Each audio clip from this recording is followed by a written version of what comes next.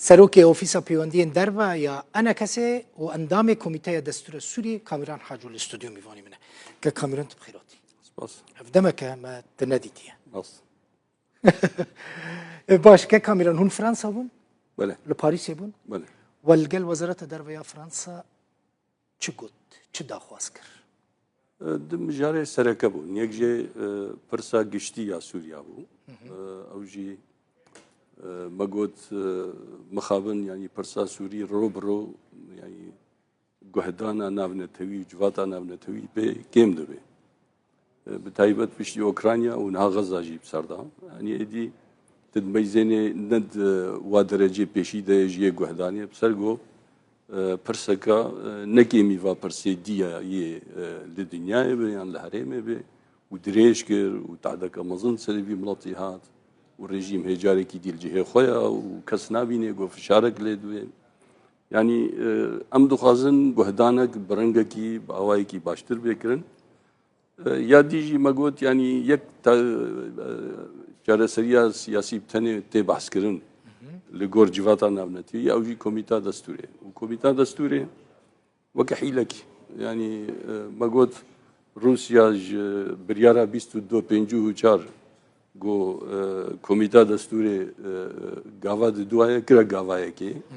و حتی وکنها بصلاحه چار 5 سالم دو چنوتين ما یک نقطه جیلوی دستوری نه مزیدگی نه مکیم کیا باشترین جارا اوا جارا سریک على اتفاقك السياسي برجيم بكرن ينجي بري ونا فقرنا 22 54 ام دسلاتا وجهز يا دمكي وقت بيجن هيئة حكم انتقالية أم جوي دس بيبكن هنجي مروف كاري بيجي والله قاونتين عافتن جوي جارة سرية مثلا دستور يعني حتى هم دستور كي بنوي سنوي تشلو بيك يمكن فيكي بيك يعني في مثلا إذا باشا ما خبي النقطة دي مثلا هرمي كردي بقشتي براسي حمو هرمي كردي جعفري بقرا حتى تبقى جزيرة ما بحثا واكر تايبت قون هاد في دما هذا مطرسيك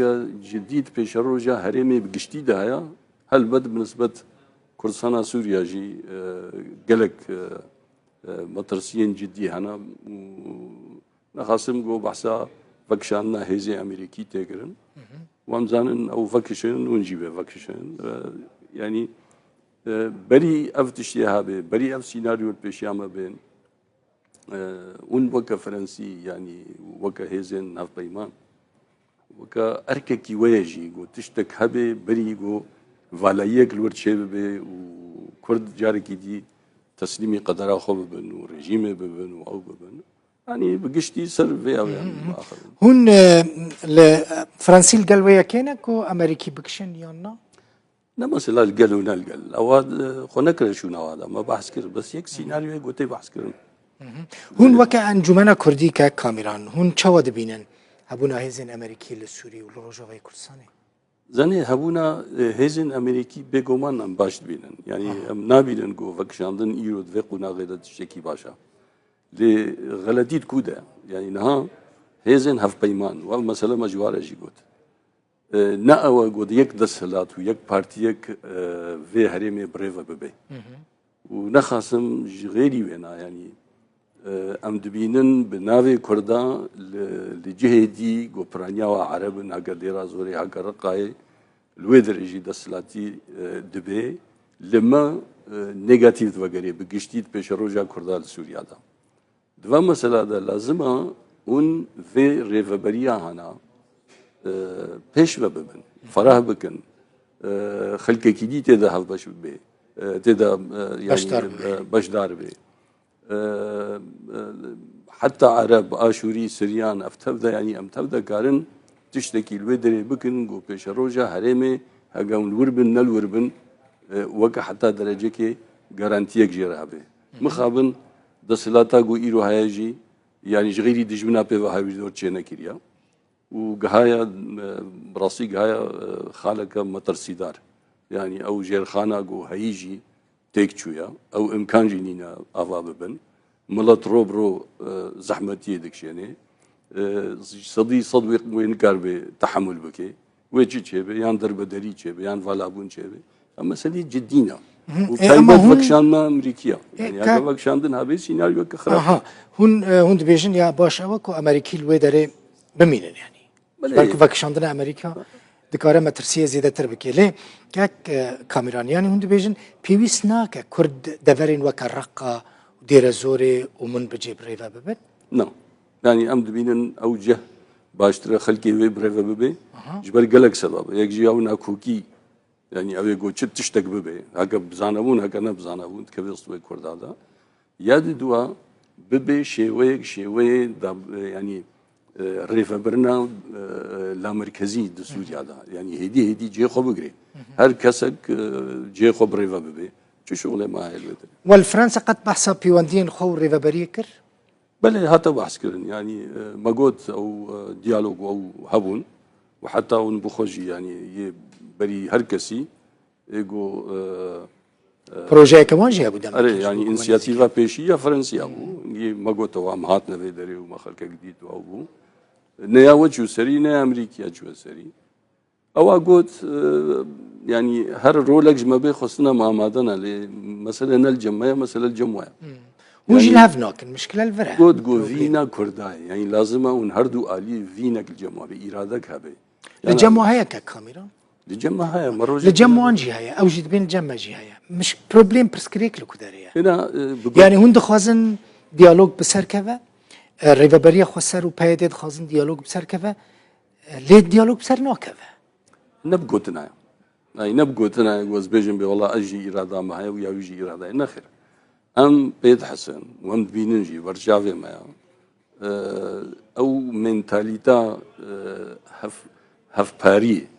لجم ريفابريه نينا الجم دسلاتا ايرو دي فاكتو يا بيدا نينا الودري جبرويجي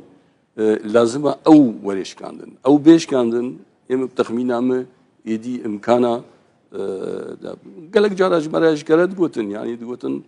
ما افقى خباتو زامشو حموما افاكريا يعني تشاوا ولو راحتون وربا بالشريك او منتاليتا كشاشه يعني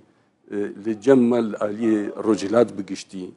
خلقك جويه قبوده سلات دمك دولت يابيا بله كاميران دنوا كوميتا دستور سوري دا تاني تو اندامي جالي كردان بله يعني حسابك يعني مسؤوليتها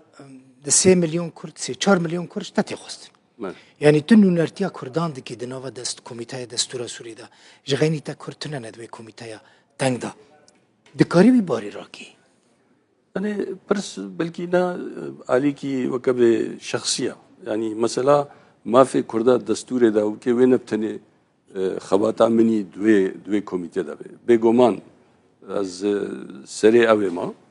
ارغومنتم ولبطام اوي تاثير كي بكن